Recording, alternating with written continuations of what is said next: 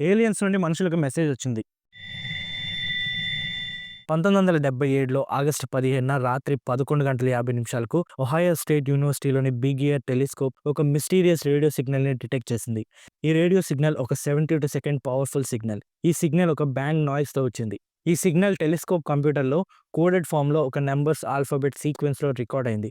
ఆ రోజు డ్యూటీలో ఉన్న ఆస్ట్రోనమర్ జెర్రీ ఆర్. ఎహ్మన్ ప్రింటెడ్ అవుట్‌పుట్‌ని చూసినప్పుడు ఈ సీక్వెన్స్‌ని సర్కిల్ చేసి వావ్ అని రాశారు. అలా ఈ సిగ్నల్‌కి వావ్ సిగ్నల్ అనే పేరొచ్చింది. ఈ సిగ్నల్ చాలా దూరం నుండి వచ్చినట్లు కనిపెట్టారు, కానీ ఎక్కడి నుండి వచ్చిందో కనిపెట్టలేకపోయారు.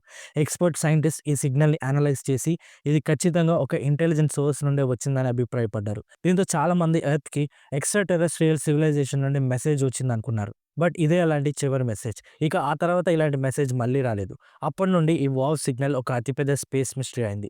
కొంతమంది ఇది ఏలియన్స్ మెసేజ్ అని నమ్మినా, మరికొందరు అంతరిక్షంలో ఒక స్టార్ ఇంటర్‌స్టెల్లార్ హైడ్రోజన్ క్లౌడ్‌ని కొలైడ్ అవ్వడం వల్ల ఫ్లేర్ రేడియో ఫ్రీక్వెన్సీస్‌లో గ్లో అవ్వడం వల్లే ఇది వచ్చిందని చెప్తారు. బట్ ఏది నిజమనేది ఒక అతిపెద్ద మిస్టరీనే.